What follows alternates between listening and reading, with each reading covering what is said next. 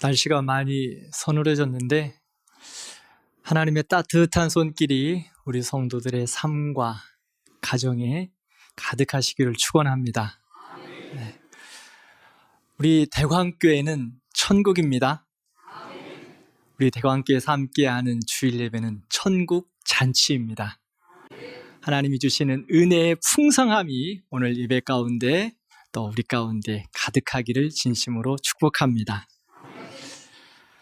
우리는 지난주에 10번째 재앙 살펴보면서 어린 양의 보혈의 피가 우리를 구원하셨고 모든 것에서 우리를 보호하시고 넘어가게 하시는 은혜를 보았습니다. 십자가의 보혈 안에 머무는 것이 생명입니다. 십자가의 은혜 안에 머무는 것이, 그 안에 있는 것이 기쁨이었습니다. 이번 주부터는 출애굽기 말씀을 잠시 멈추고 하반기 우리 교회와 사역 가운데 주시는 말씀들을 함께 나누며 설교하겠습니다. 제가 어렸을 때 함께 신앙생활했던 교회는 추수감사절과 성탄절 이 두 절기에는 언제나 잔치를 했습니다. 여전도회에서 며칠간 참 많은 음식들을 준비하셨어요. 돼지고기도 갖다 삶으시고 돼지 머리도 누르시고 또 여러 가지 나물들도 무치시고 참 많은 잔치 준비를 하셔서 추수감사절 또 성탄절에는 온 성도들이 함께 기쁨과 감사로 먹고 또한 마시고 그 하나님이 주시는 그 은혜의 즐거움들을 함께 했습니다. 성도들뿐 아니라 교회 주변의 어른들에게도 그 음식들을 나누고 사랑을 나누었어요. 그리고 감사를 함께 나누었고 또 성탄절에는 예수님의 생일을 그들과 음식을 나누며 함께 축하했습니다. 잔치를 준비하는 모습을 보면 수고도 하셨어요. 그런데 그 모임을 잠시 제가 이렇게 보면 그 준비하시면서 너무나 즐거워하시는 모습, 그 권사님들, 집사님들이 함께 음식을 만들면서 함께 웃고 성도의 그 즐거움이 있는 모습, 지금도 제 눈에 선합니다. 잔치는 이렇듯 웃음이 있고 기쁨이 있고 풍성함이 있습니다. 행복합니다. 지금은 먹을 것이 참 많아요. 그래서 우리 아이들 뭘 먹고 싶으면 바로 배달 앱을 딱 두드려가지고 배달시켜 먹습니다. 그래서 잔치 음식에 대한 기대감이 그렇게 많지 않습니다만 그래도 잔치하면 맛있는 음식이 기대되어지고 맛있는 그 음식들을 또한 먹고 즐거워합니다. 예수님 당시 유대인들에게도 잔치는 기쁨이었습니다. 풍성함이었습니다. 가나의 혼인잔치를 보면 보통 일주일씩 잔치를 벌였습니다. 그렇듯 유대인들에게 있어서 잔치는 참 중요한 일이었습니다.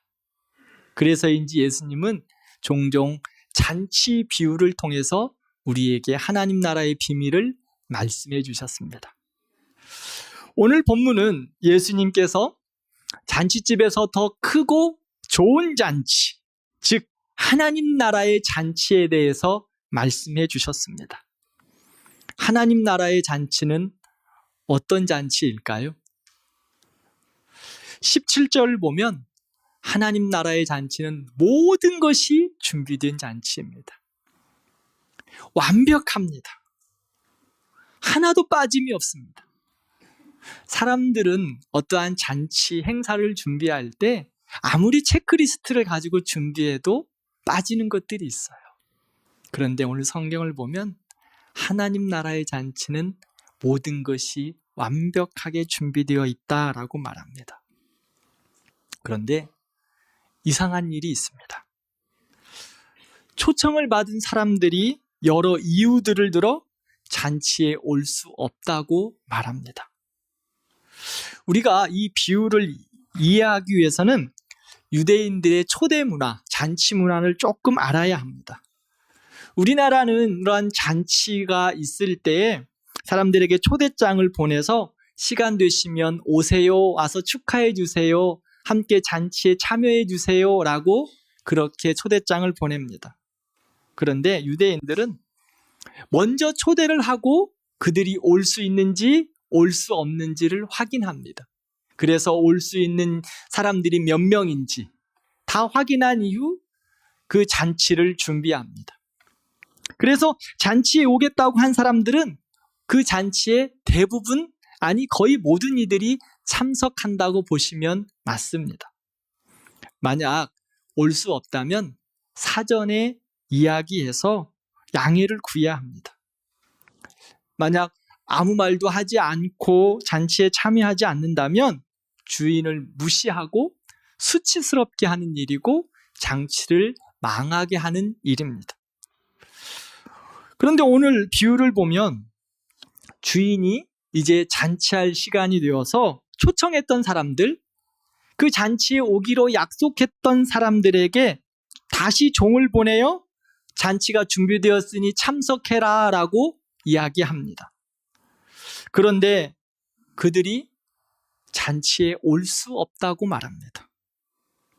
그러면서 잔치에 오지 못하는 이유를 들어서 여러 변명을 하고 있습니다. 어떤 변명이었을까요? 어떤 사람은 나는 밭을 샀기에 그 밭에 나가서 살펴봐야 한다라고 말합니다. 하나님의 잔치보다 밭에 나가서 밭을 둘러보는 것에 정신이 빼앗겼습니다. 마태복음 6장 24절 보면 한 사람이 두 주인을 섬기지 못하고 하나님과 재물을 겸하여 섬기지 못한다라고 성경은 말씀합니다. 그는 주인의 부르심을 거절하며 자기가 주인되어 자기가 소유된 그 모든 것들에 집중되어 있습니다. 자신이 물질을 소유했다고 생각하지만 도리어 물질의 소유를 당하고 있는 모습입니다. 물질에 빠져 그것을 추구하다 보니 영혼에 구멍이 생겼는데도 느끼지 못합니다. 하나님의 잔치를 가지 않습니다. 또 한 사람은 잔치에 올 수 없는 이유가 소 10마리를 샀기 때문에 그 소들을 시험하러 가야 한다라고 말하고 있습니다. 그는 일을 하기 위해서 소를 사서 많은 일을 계획하고 있습니다. 어서 나가서 산 소를 가지고 일해야 된다는 겁니다. 성공해야 된다, 명예를 얻어야 된다, 무언가 쟁취해야 된다라는 그 열망 가운데 가득 차 있는 사람입니다. 그러한 바쁨과 열망 가운데 하나님의 잔치에 참여할 수 없다고 말합니다. 사람들은 참 바삐 살아갑니다. 그런데 그렇게 바삐 살아가면서 그 바쁨 가운데 중요한 것을 놓쳐버리고 있습니다. 세상의 속도를 따라가지만 그 따라감에 하나님에게서는 더 멀어지고 있다는 것입니다.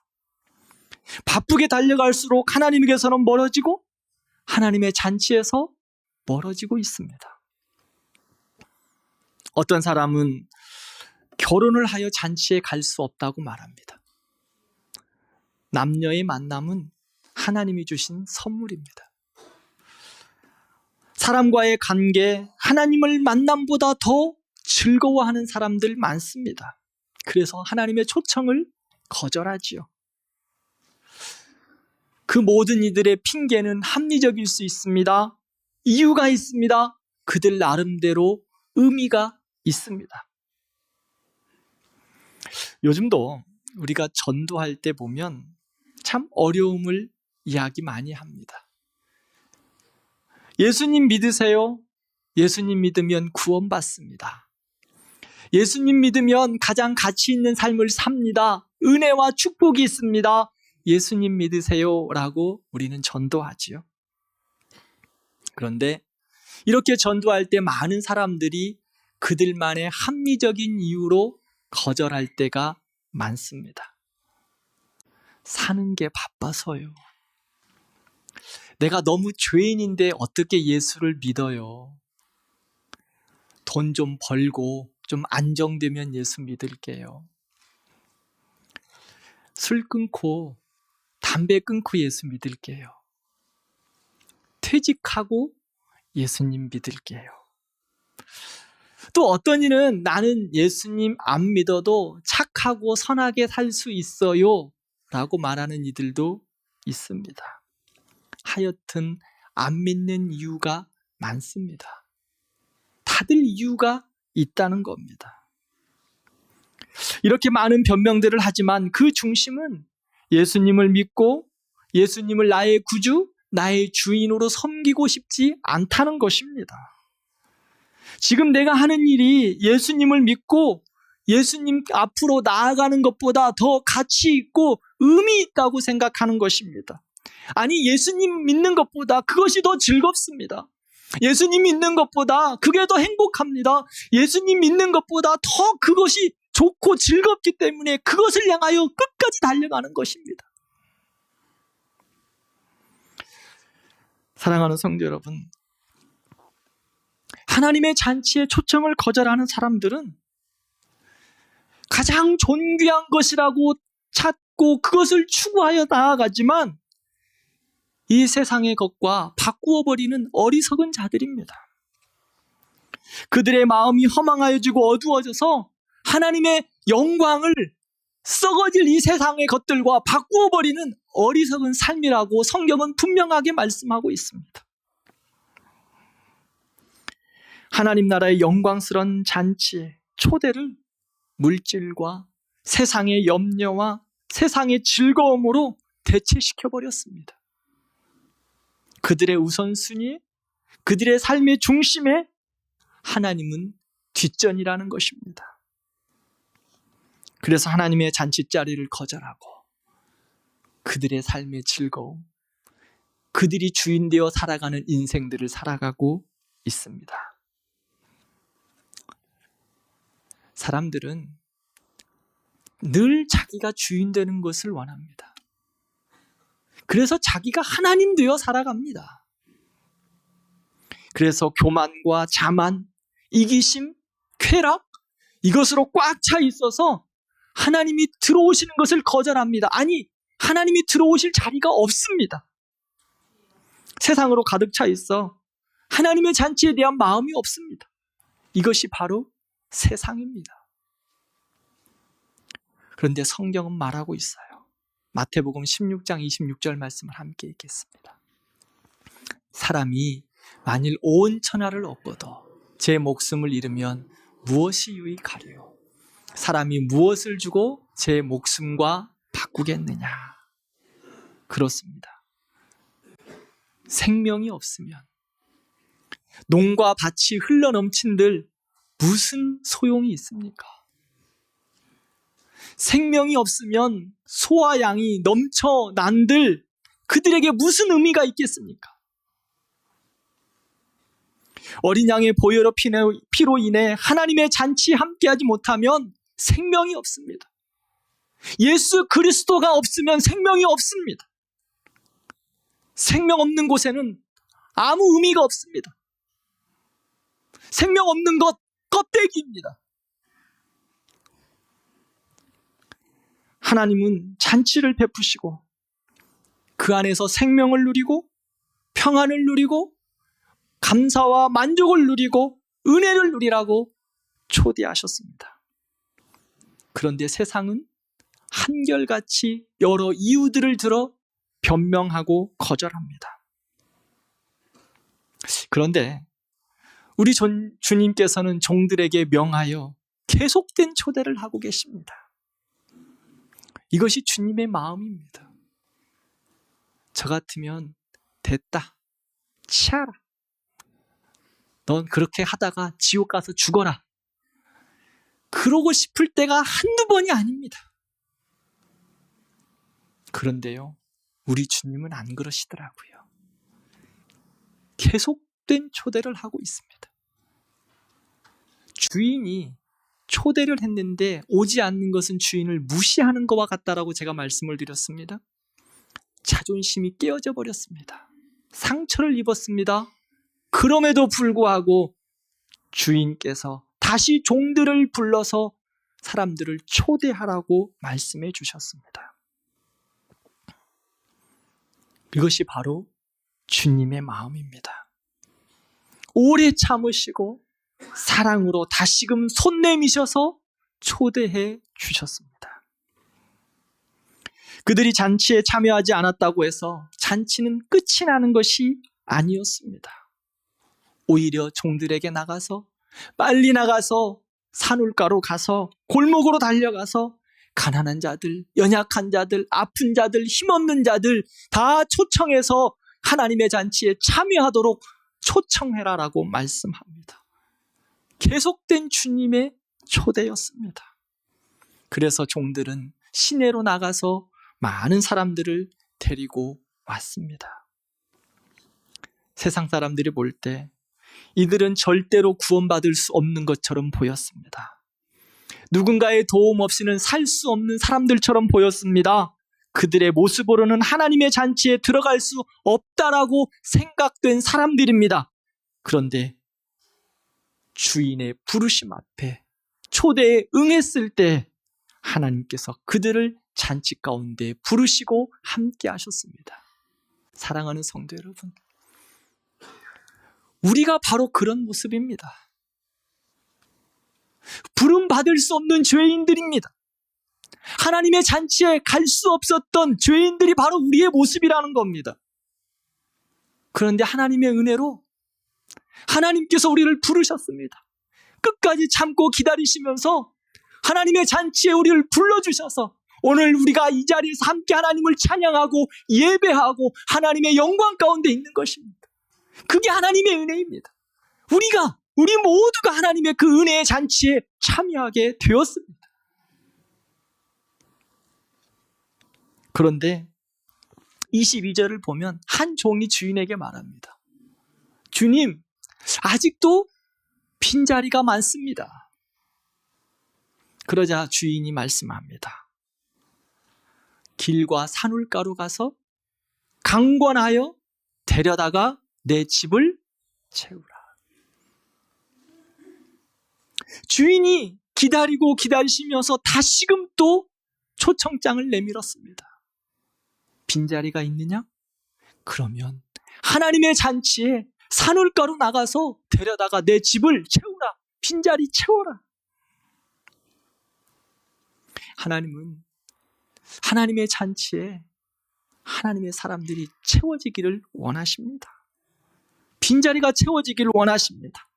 한 사람이라도 하나님의 잔치에 참여하여 멸망하지 않고 구원받기를 원하시는 것이 하나님 아버지의 마음입니다.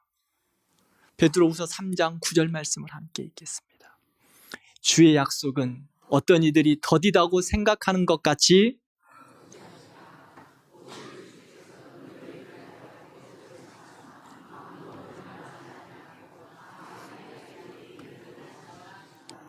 아멘. 하나님 아버지의 마음이 무엇이죠? 아무도 멸망하지 않고 하나님의 잔치에 참여하기를 원하신 겁니다. 은혜 가운데 있기를 원하신 겁니다. 온 민족과 열방이 주께 돌아오는 것, 이것이 하나님 아버지의 마음입니다. 그런데 주님의 초대가 오래 참고 계속되어지지만 영원히 기다리시는 것은 아닙니다. 방주의 문이, 은혜의 문이 닫힐 때가 있다는 겁니다. 어느 날 마지막 초대 시간이 올 것입니다. 잔치의 문이 닫힙니다. 그날은 생각보다 빠를 수 있습니다. 21절에 보면 잔치의 초대에 여러 변명으로 거절하자 집주인의 반응이 어떻습니까? 집주인이 노하여라고 말합니다. 진노합니다.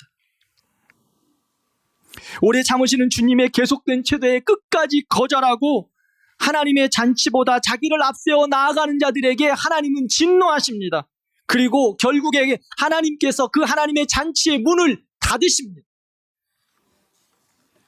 사랑하는 성도 여러분, 그러나 아직 잔치의 초대의 문이 열려 있습니다. 하나님이 지금도 길이 참으시고 잔치의 문, 초대의 문을 열어두셨습니다. 고린도후서 6장 2절 말씀을 함께 읽겠습니다. 이르시되 내가 은혜 베풀 때에 너에게 구원의 날에 너를 도왔다 하셨으니 보라 지금은 은혜 받을 만한 때요 보라 지금은 구원의 날이로다. 아멘.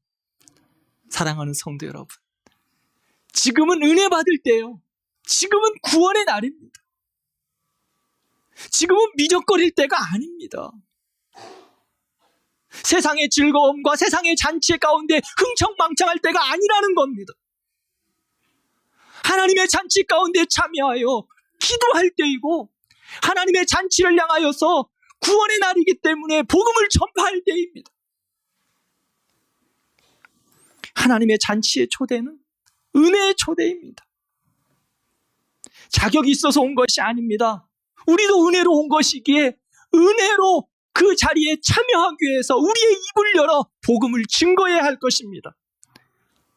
하나님의 사랑을 기다리는 자, 복음을 기다리는 자 지금도 남아 있습니다. 우리는 알지 못하죠. 그러나 주님은 말씀합니다. 모든 민족이 구원을 얻을 때까지 모든 세계 열방, 우리의 가족, 우리의 이웃, 우리의 형제들이 잔치에 참여할 때까지 기다리시겠다고 말씀하고 있습니다. 지금은 은혜 받을 만한 때요, 지금은 구원의 날입니다. 구원의 문이 닫히기 전에, 잔치의 문이 닫히기 전에 계속하여 예수 그리스도를 증거해야 할 것입니다. 강권하다라는 말은 설득하다, 재촉하다, 권하다라는 말입니다. 개인주의가 팽배하고 자유의 정신이 가득한 시대에 우리는 지금 살아가고 있습니다. 그래서 개인의 선택과 개인의 결정을 존중하는 시대입니다.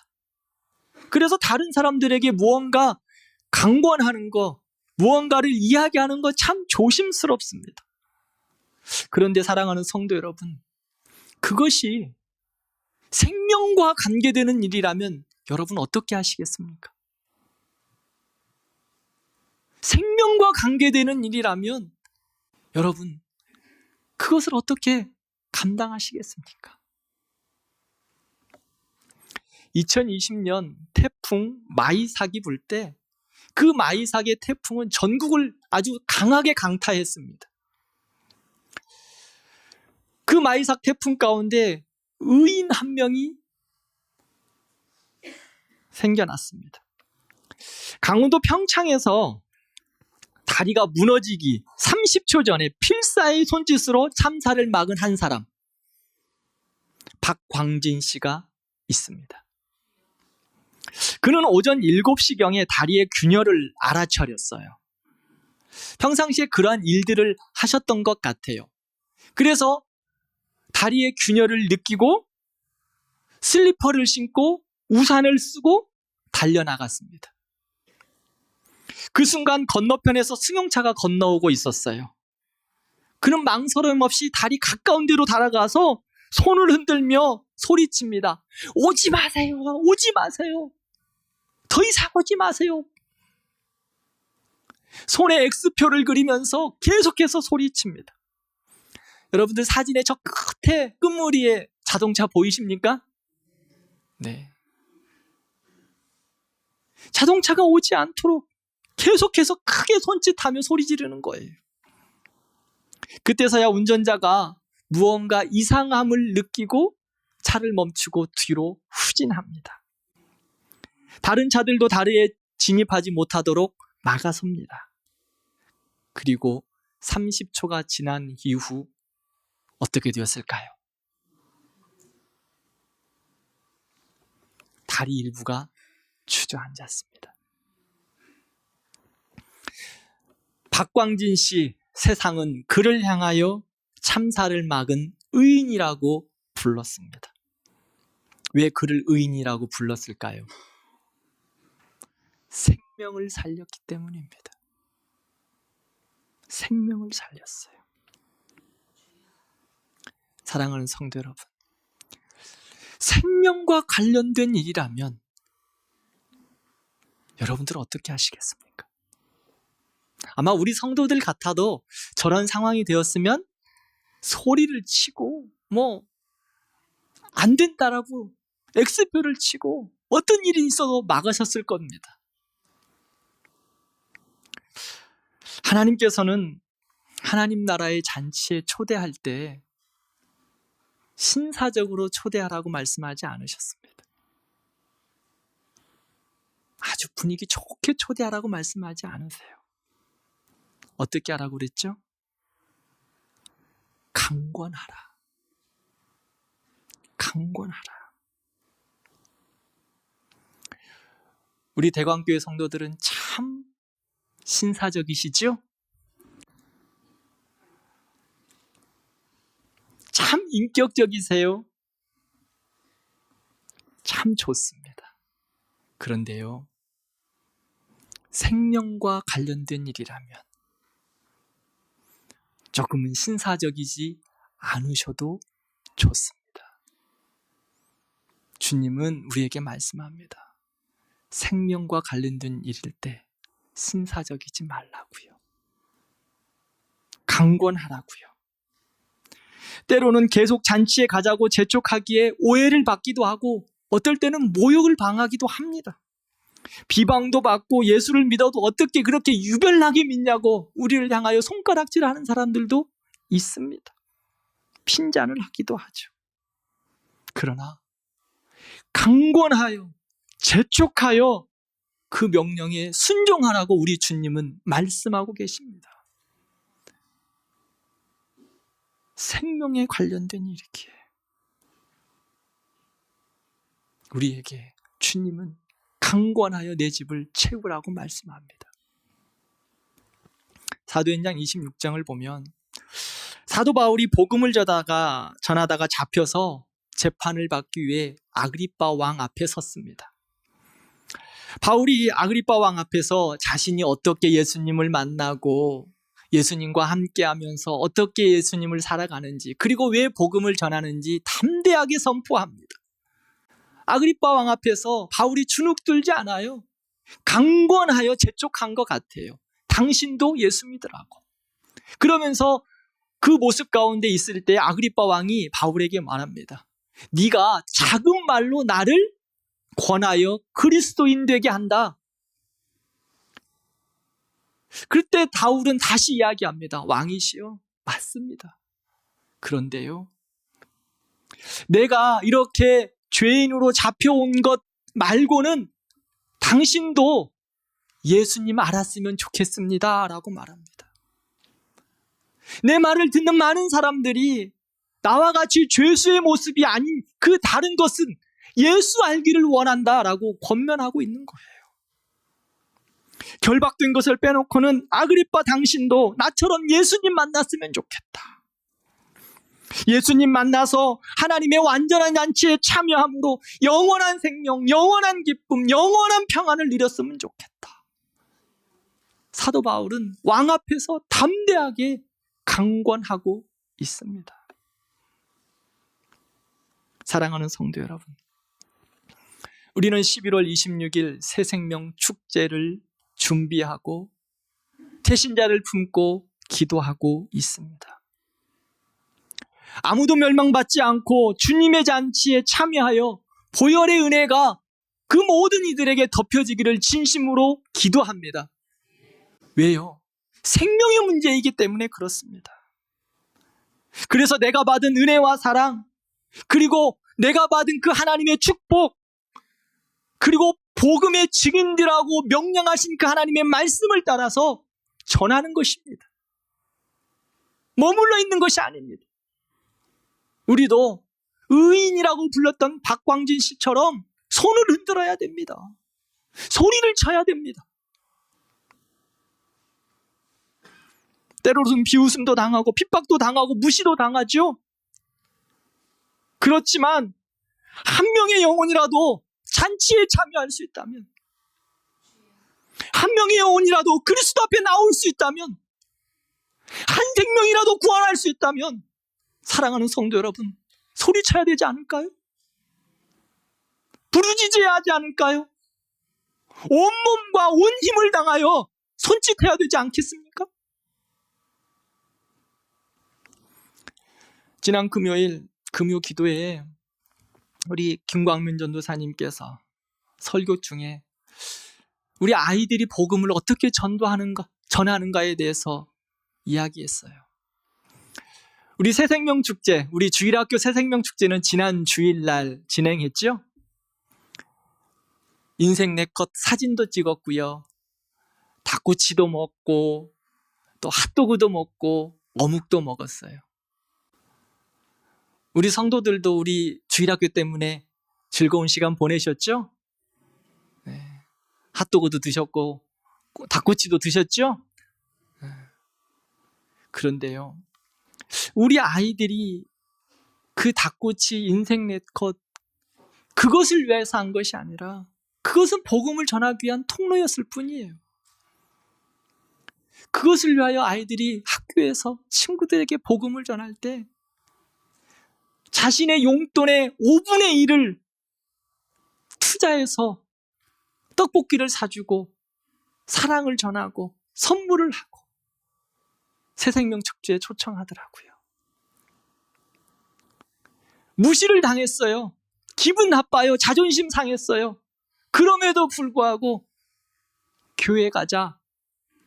우리 교회에서 새생명축제에 우리 교회 가면 인생 내거 사진도 공짜로 찍어준대. 평상시에는 아이고 저거 한 주먹 기면 아무것도 아닌 것 참아가면서 자존심 다 꺾어가면서 친구들을 새생명축제에 초청했어요. 그 설교를 제가 들으면서 너무 감동이 되었어요. 야, 우리 아이들이 친구들의 생명을 위해서 이렇게 전도하는구나. 정말 몸부림을 치는 거구나.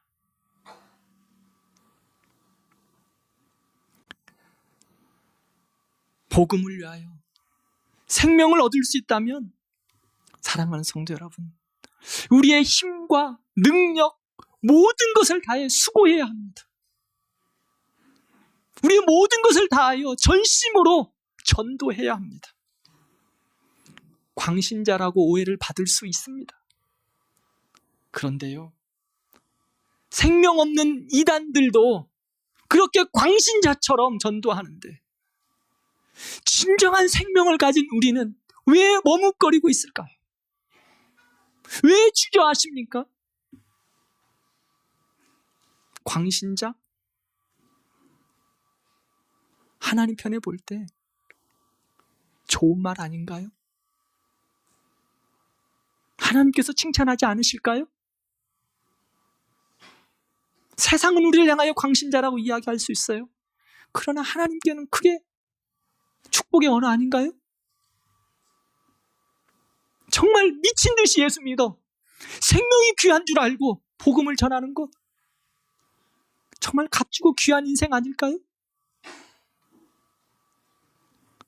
사랑하는 우리 모든 대광교회 성도들이 복음을 위해 생명을 위해서 그렇게 손짓하고 발짓하고 소리 지르는 귀한 성도들 되기를 진심으로 축복합니다. 디모데후서 4장 2절 말씀을 함께 읽겠습니다. 너는 말씀을 전파하라. 때를 얻든지 못 얻든지 항상 힘쓰라. 범사의 오래 참음과 가르침으로 경책하며 경계하며 권하라. 때를 얻든지 못 얻든지 전하라고 말하고 있습니다. 기회를 만들고 기회를 찾아서 감당하는 우리 모든 성도들 되기를 진심으로 축복합니다.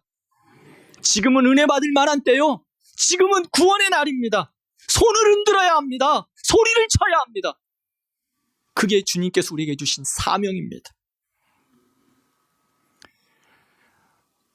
영화 쉰들러 리스트라는 영화가 있습니다.